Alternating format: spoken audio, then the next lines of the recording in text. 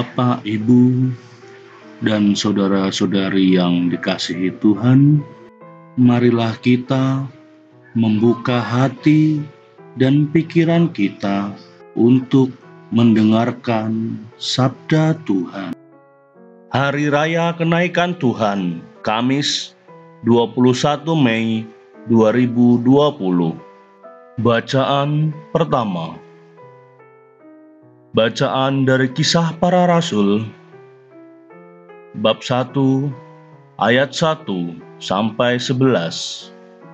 Hai Theophilus, dalam bukuku yang pertama, aku menulis tentang segala sesuatu yang dikerjakan dan diajarkan Yesus, sampai pada hari Ia terangkat. Sebelum itu, Ia telah memberi perintahnya oleh Roh Kudus kepada rasul-rasul yang dipilihnya. Kepada mereka, Ia menunjukkan dirinya setelah penderitaannya selesai. Dan dengan banyak tanda, Ia membuktikan bahwa Ia hidup. Sebab selama 40 hari, Ia berulang-ulang menampakkan diri dan berbicara kepada mereka tentang kerajaan Allah. Pada suatu hari, ketika Ia makan bersama-sama dengan mereka, Ia melarang mereka meninggalkan Yerusalem dan menyuruh mereka tinggal di situ menantikan janji Bapa yang telah kamu dengar daripadaku.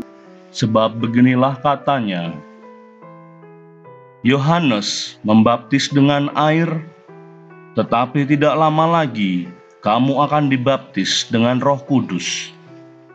Maka bertanyalah mereka yang berkumpul di situ, Tuhan, pada masa inikah Engkau mau memulihkan kerajaan bagi Israel? Jawabnya, Engkau tidak perlu mengetahui masa dan waktu yang ditetapkan Bapa sendiri menurut kuasanya.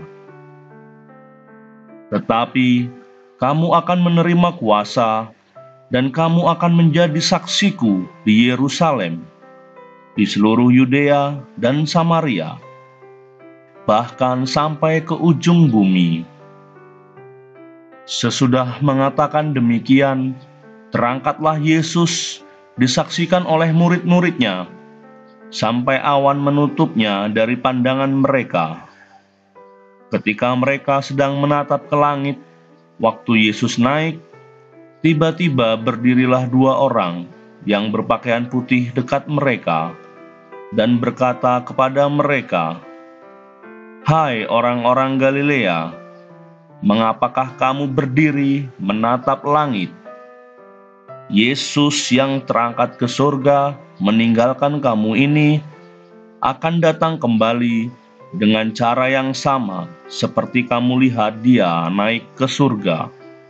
Demikianlah sabda Tuhan. Syukur kepada Allah. Bacaan kedua. Bacaan dari surat Paulus kepada jemaat di Efesus, bab 1 ayat 17 sampai 23. Saudara-saudara, kepada Allah Tuhan kita Yesus Kristus, yaitu Bapa yang Maha Mulia, aku memohon supaya Ia memberikan kamu roh hikmat dan wahyu untuk mengenal Dia dengan benar, supaya Ia menjadikan mata hatimu terang, agar kamu mengerti pengharapan apakah yang terkandung dalam panggilannya, yaitu betapa kaya kemuliaan yang dijanjikannya untuk diwarisi oleh orang-orang kudus, dan betapa hebat kuasanya bagi kita yang percaya. Kekuatan itu sesuai dengan daya kuasa Allah yang bekerja dalam Kristus, yakni kuasa yang membangkitkan Kristus dari antara orang mati dan mendudukkan Dia di sebelah kanan Allah dalam surga. Di situ Kristus jauh lebih tinggi dari segala pemerintahan dan penguasa, kekuasaan dan kerajaan, serta tiap-tiap nama yang dapat disebut, bukan hanya di dunia ini, melainkan juga di dunia yang akan datang. Segala sesuatu telah diletakkannya di bawah kaki Kristus, dan Dia telah diberikan Allah kepada jemaat sebagai kepala dari segala yang ada. Jemaat itulah tubuhnya, yaitu kepenuhan dirinya, yang memenuhi semua dan segala sesuatu. Demikianlah sabda Tuhan. Syukur kepada Allah. Tuhan beserta kita, sekarang dan selama-lamanya. Inilah Injil Yesus Kristus menurut Matius. Dimuliakanlah Tuhan. Injil Matius bab 28 ayat 16-20. Sesudah Yesus bangkit dari antara orang mati, ke-11 murid berangkat ke Galilea, ke bukit yang telah ditunjukkan Yesus kepada mereka. Ketika melihat Dia, mereka menyembahnya.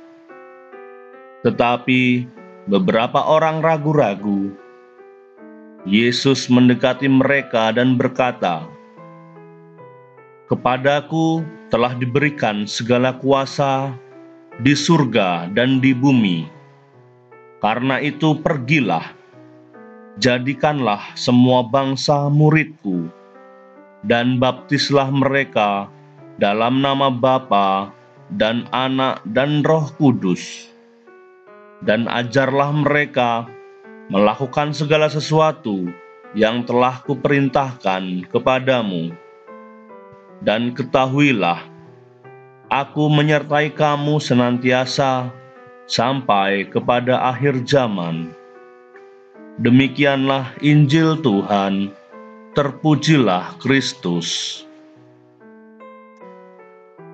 Peristiwa kenaikan Tuhan berperan sebagai pembukaan seluruh kisah para rasul.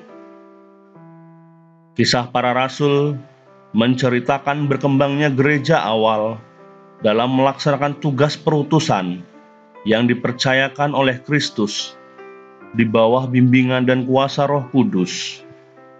Yang menjadi pusat permenungan bukan lagi Kristus yang mulia, tetapi gereja yang diutus meneruskan karya keselamatan yang telah dirintis oleh Yesus. Sebelum menjalankan perutusannya, Yesus juga telah menyiapkan para murid untuk mewartakan dan mewujudkan kerajaan Allah. Selama hampir 40 hari, Ia telah berbicara kepada para murid tentang kerajaan Allah. Artinya, sebelum Yesus naik ke surga, para murid sudah mendapatkan pembekalan tentang kerajaan Allah yang harus mereka wartakan. Mewujudkan kerajaan Allah pada dasarnya berarti menyatakan kemurahan hati Allah, seperti halnya Yesus, yang berjalan keliling sambil berbuat baik dan menyembuhkan semua orang. Kita semua diharapkan menjadi umat Allah kepunyaannya sendiri, umat yang rajin berbuat baik dan tidak pernah meninggalkan Tuhan. Gereja saat ini hendaklah memiliki wawasan yang sangat luas, tanpa batas, wawasan seluruh dunia, dengan berbagai macam kecemasan dan harapannya, dengan berbagai macam keprihatinan dan kegembiraannya, dalam seluruh wilayah kehidupan manusia. Karena inilah kerajaan Allah harus selalu ditegakkan. Umat Allah juga harus melihat sejarah dengan penuh harapan, tidak sekedar terkungkung oleh masa ini dan masa lalu, namun juga terbuka untuk masa depan. Bahkan Yesus sendiri telah menjanjikan bahwa kita tidak akan dibiarkan sendirian. Roh Kudus itulah yang dijanjikan oleh Yesus yang akan selalu menyertai dan memimpin kita. Penyertaan ini sangat jelas dalam sejarah gereja, sejauh dikisahkan dalam Kisah Para Rasul. Semua peristiwa yang melintas dalam hidup gereja, termasuk penganiayaan, penderitaan, memiliki arti tersendiri dalam rencana Allah. Pada hari raya kenaikan Tuhan ini, marilah kita mensyukuri iman dan panggilan kita. Karena panggilan kita itu amat kaya dan luar biasa. Kita diundang oleh Tuhan untuk ambil bagian dalam kemuliaan-Nya. Ya Tuhan Yesus, kami umat-Mu percaya bahwa Engkau selalu menyertai dan menolong kami. Janganlah biarkan kepercayaan kami hilang karena berbagai kesulitan hidup dan himpitan zaman. Amin.